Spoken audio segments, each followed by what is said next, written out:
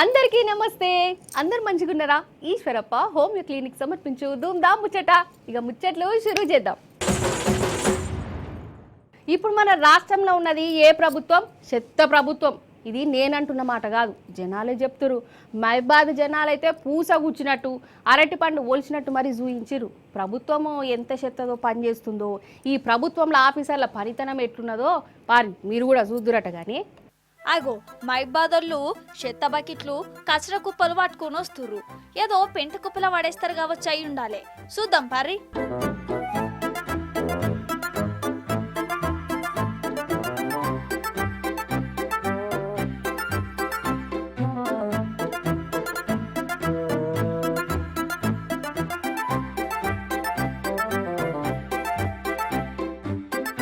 చూసిర్రా ఏడ వార పోసిర్రో మున్సిపాలిటీ ఆఫీసుల్నే. అయ్యో వాళ్లకు జాగ ఏడ దొరకలేదా? మైబాద్ మున్సిపాలిటీని డంపింగ్ యార్డు గిట్ల వేసిర్రాయని కారడ్డమాడారు. అయితే ఇక్కడి మున్సిపాలిటీ వాళ్ళ పనితనం ఎట్లున్నదో వాళ్ళకే కళ్ళకు గట్టినట్టు చూయించేందుకు వీళ్ళు ఈ పని చేసిర్రు.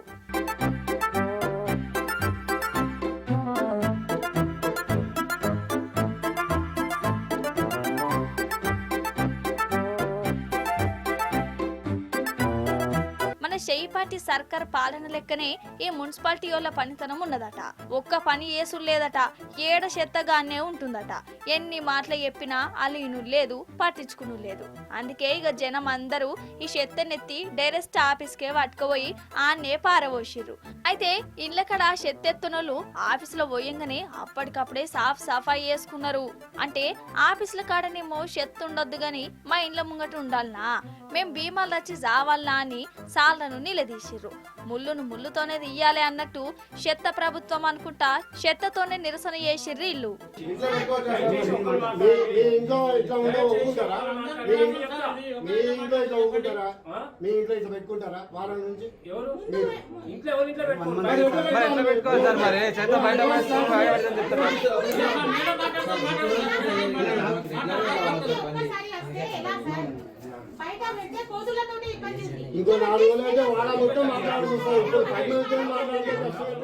నిజం చెప్తున్నా, అసలు మన కాడ మున్సిపాలిటీ వాళ్ళు ఏం చేస్తాండ్లో అర్థమే అయితే లేదు. యాలకు పన్నులైతే వసూలు చేసుకుంటారు కానీ పని మాత్రం చేయట్లేదు అనిపిస్తున్నది. లేకుంటేంది దోమలు ఎట్లా పెరిగినాయి వల్ల ఇదివరకు ఎన్నడూ లేని తీరులా జనాల మీద దండయాత్ర చేస్తున్నాయి. అవి గట్ల దండయాత్ర చేస్తుంటే మున్సిపాలిటీ వాళ్ళేమో ఫ్యాన్ల కింద కూర్చొని చిత్రం చూస్తురట. గట్లనే అంటురు. మరి అంతెందుకు దోమలతోని జనం ఎట్ట తప్పించుకుంటురు ఎరికైనా చూడురు మీరు. మొన్ననే అసెంబ్లీలో కేటీఆర్ సారు ఏమనడోలా ఒకసారి ఇనుర్రి. అంటే ఇవాళ హైదరాబాద్ లో ఇద్దరు మంచిగా సుఖంగా సంతోషంగా ఉన్నారు అధ్యక్ష. ఫ్రీడమ్ ప్రజాపాలన ఎంజాయ్ చేస్తుంది ఇద్దరు అధ్యక్ష. ఒకటి దొంగలు, రెండు దోమలు అధ్యక్ష. అధ్యక్ష ఇదివరకు హైదరాబాద్ లో ఒకటే ఒక ప్లేస్ ఉంటుండే, దాని పేరు దోమలగూడ అధ్యక్ష.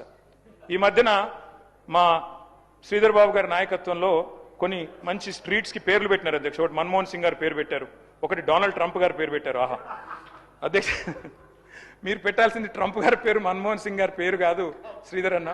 మీరు పెట్టాల్సిన పేర్లు ఏంటంటే దోమలగూడ, దోమల హిల్స్, దోమలాబాదు, దోమల పూలు, దోమల గుట్ట. ఈ పేర్లు పెడితే కరెక్ట్గా సెట్ అవుతుంది మీకు. ఎందుకంటే మొత్తం నగరంలో దోమలు, విష జ్వరాలు, ఫాగింగ్ చేసే దిక్కు లేదు. హైదరాబాద్ లో పేర్లన్నీ మారిపోతున్నట్టున్నాయా అని అన్నాడు కదా. నిజంగా మారిపోతున్నాయా అనిపిస్తున్నది. గట్లుంటాయి దోమలు. నేనేదో మాట వరుసగా అంటలేను. గీ సెక్యూరిటీ అని చూడురి రాత్రిపూట డ్యూటీ ఎట్లా చేస్తాండ్రు.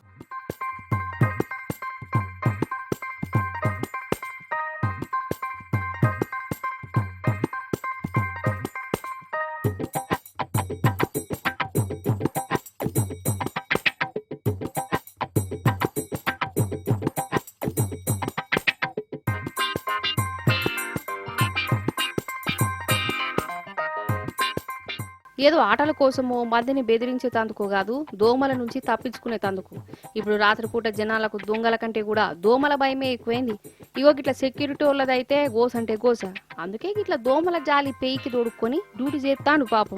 పాపం ఎంత ఘోరం. మరి జీహెచ్ఎంసీ వాళ్ళు ఏం చేస్తారు? మొన్ననే కేటీఆర్ సార్ కూడా చెప్పే అసలు ఎక్కడ చేత్తగా అక్కడనే ఉంటుంది. దోమలు బాగా పెరిగినాయి, దోమల బాధని పేరు కూడా పెడుతురని. ఇగో గిట్టనే అవుతున్నది. ఇగో ఈ దోమలు చేయబట్టి లేనిపోని బీమార్లు రావా?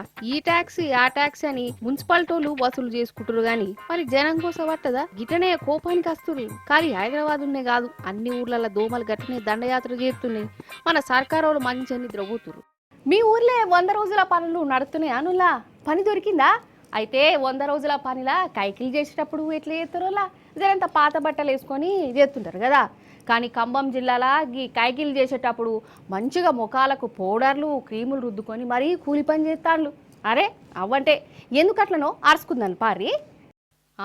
రుద్దు కుయ్యి గట్టిగా. ఏం పౌడరే? పాన్స్ పౌడరా? అశోక పౌడరా?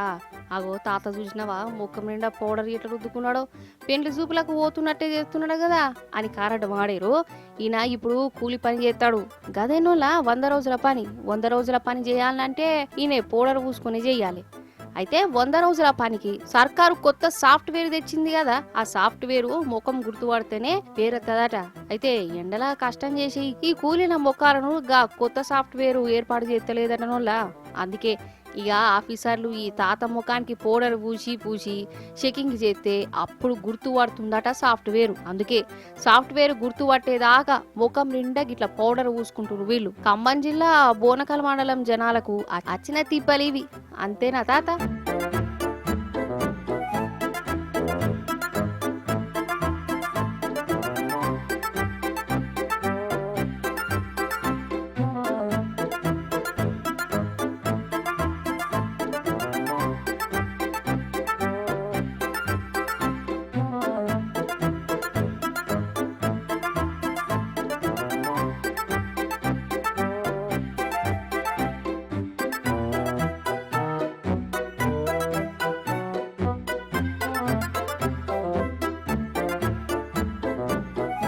మొత్తానికి కూలి పనులు చేసేటప్పుడు పాత బట్టలు చెమట ముఖంతో చేస్తారు గాని గీ కొత్త సాఫ్ట్వేర్ తోని కొత్త పెండి కొడుకు లెక్క పౌడర్ పూసుకొని మరి ఎర్రటెండల పనులు చేయవలసి వస్తుంది.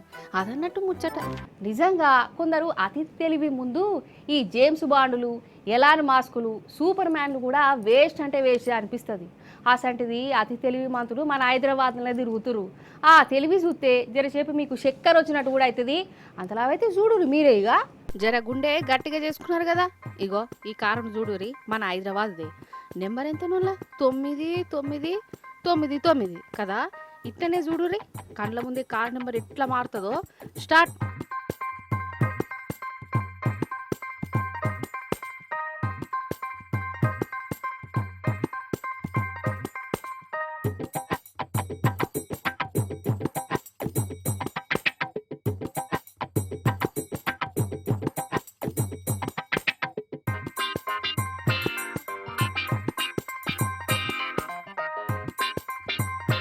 అబ్బర బిడ్డ చూసినావా ఢిల్లీ నెంబర్ ప్లేట్ వచ్చింది.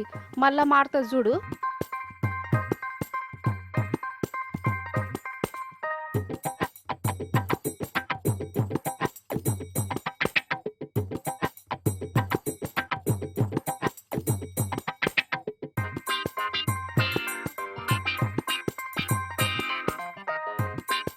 మళ్ళీ ఢిల్లీ నెంబరు. అంత జేమ్స్ బాండ్ సినిమా చూసినట్టే కొడుతున్నది కదా. మరి ఏమనుకుంటారు? జేమ్స్ బాండులను మించినోళ్ళు మోపారు మన చుట్టుముట్టు. అన్ని దొంగేశారు. అయితే జూబ్లీ హిల్స్ లా పోలీసు డ్రంక్ అండ్ డ్రైవ్ చేస్తురు. ఇగో ఈ కారు అయినా దొరికిన వల్ల బగ్గదాగిండట. అయితే ఆ కారు లోపల చూస్తే ఎందుకు అనుమానం కొట్టింది. ఏవో కట్కలు ఉన్నాయి. పోలీసులు ఒక కట్టుకు ఉతికే వరకల్లా ఇగో ఇట్లా కారు నెంబరే మారిపోయింది. అంటే అర్థమైంది కదా మీకు. చలాన్లు వాడకుండా ఈ కారు అయినే ఈ సౌలత్ చేసుకున్నాడు అన్నట్టు. ఇక ఇట్లా తేపకోసారి కట్కలొత్తుడు, డంబర్లు మారుడు. ఏదైనా చలాన్లు ఉంటే ఢిల్లీ ఓలకు లేకుంటే వేరే టోళ్ళకు పోవుడట. ఈయననేమో దర్జాగా ఇష్టం వచ్చిన తీర్ల నడుపుకున్నాడు. కథ సలగుండా ఏం తెలియలాగా ఇది టెక్నాలజీని చూసినావా? ఇయర్ ఎట్లా వాడుకుంటారో. అసలు నెంబర్ ప్లేట్లు మార్చుకుంటా మరీ దూసుకోబోతున్నారంటే ఆయనది మామూలు తెలివి కాదు. అందుకే గంత తెలివి గల కారు హైదరాబాద్ లా తిరగద్దని దాన్ని సీజ్ చేసిరు. అదన్నట్టు ముచ్చట. ఆటోలా 3 లేకుంటే 4 ప్రయాణం చేయాలి. బస్సులా 20 మంది దాకా ప్రయాణం చేయవచ్చు. మరి బండి మీద ఎంతమంది పోవాలల్లా? 2. నడిపెట్టోళ్ళు ఒకరు, వెనుక కూర్చునేటోళ్ళు ఇంకొకరు. గంతే కదా. 3 కూర్చుంటే తప్పు, 4 కూర్చుంటే పెద్ద నేరం కూడా. అసలు 4 కూడా పట్టరు. అసంటిది ఒక మహానుభావుడు బండిని కూడా బస్సులో ఎక్కించుకున్నట్టే జనాలను ఎక్కించుకొని వేయండు. ఆహా ఆగో గీ పోకడ చూడు రిజరా 1 2 3 4 5 లాస్ట్ కూర్చున్న పోరంతో కలిపి 6 మొత్తం 6 కలిసి ఒక టీవీఎస్ బండి మీద పోతురు. ఇంకో ఇద్దరిని కూర్చోబెట్టుకోపోయినావు. ఇంకా చూడు బండి నడిపేటాయన పండ్లు గిలుచుకుంటా ఎటు నడుపుతున్నాడో. చేసేది పెద్ద ఘనకార్యం అని.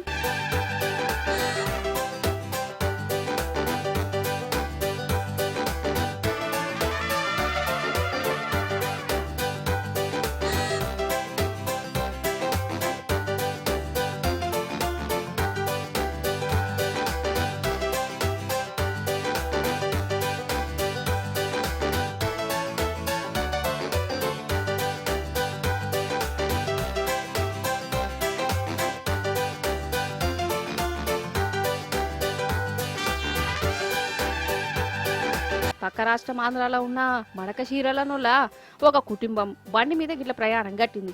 ఆలు మగలు వాళ్ళ 4 పిల్లలను బండి మీద కూర్చోబెట్టుకొని గిట్ల పోతురు. అసలు ఒక బండి మీద ముగ్గురే పడ్డరు. మరి ఈడ 6 ఎట్లా పోతురు అనిపిస్తున్నది కదా. దిక్మాల ఉపాయం చేసిండు కాదు.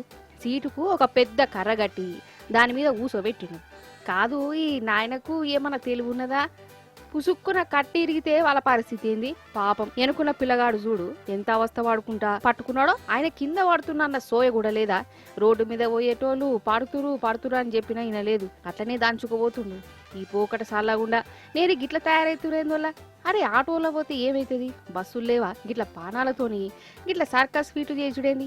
మంచిగా చెప్పవలసిన అమ్మా నాయనలే వాళ్ళను బండి మీద ఊసోబెట్టుకుని పోతుంటే ఇక వీళ్ళను ఏమనాలే? ఓ దిక్కు రోడ్ల మీద టక్కర్లు అవుతున్నాయో చూస్తూనే ఉండం. పానాలు ఎట్లా పోతున్నాయో కన్లార కరనే పడుతున్నది. అయినా గాని గీదేం పోగట గిట్ల బండి మీద సకుటుంబ సపరివారి ప్రయాణాన్ని రోడ్డు మీద పోయేటోళ్ళు వీడియో తీసి సోషల్ మీడియాలో పెట్టిరు. ఇక టీవీఎస్ గింత మందిని కూర్చోబెట్టుకుని బండి నడిపినందుకు ఈయనకు పోలీసోళ్ళు పెద్ద సన్మానమే చేసేటట్టున్నారు.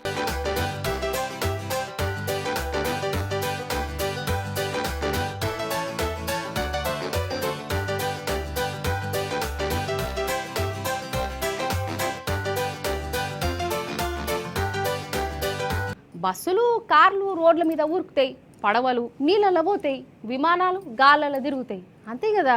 కానీ రాను రాను అంత తిరమరాయేటట్టే ఉన్నది. అంతెందుకల్లా ఒక విమానం నీళ్ళల్లో పోతుంది. అరే అవ్వంటే గాలిలో తిరగవలసింది పోయి చెరువులల్లో సముద్రాలలో పోతుంది. మరి అదేం విమానం? అది గట్లెందుకు పోతున్నది? నీళ్ళల్లో పోతుంటే ఇంజన్కు ఏమన్నా అయిందా? ఆకాశం అనుకొని డ్రైవరే నీళ్ళల్లో దోలిండా? ఏది శుద్ధం రాని.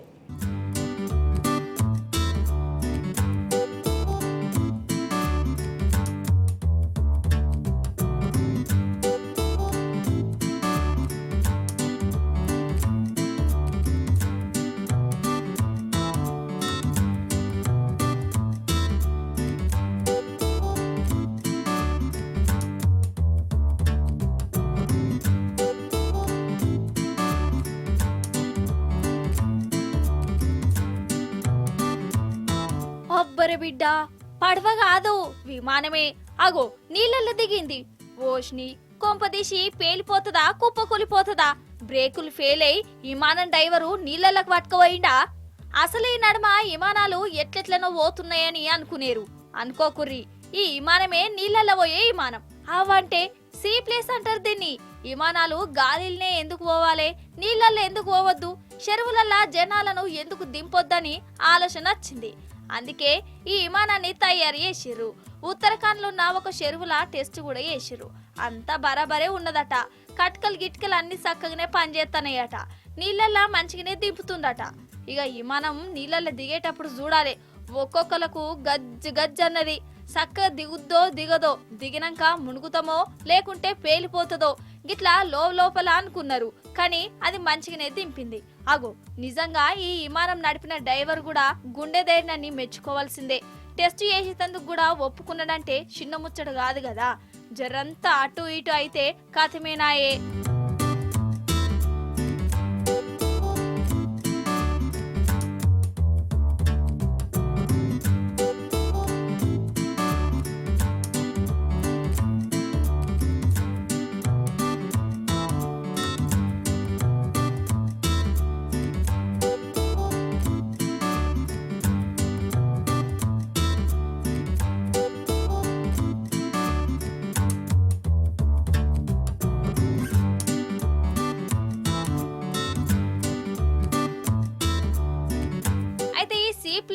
ఎందుకంటే టూరిస్టుల కోసం కొండలు గుట్టలు చెరువులు వాగులు అవి ఇవి చూసేటందుకు వస్తారు కదా.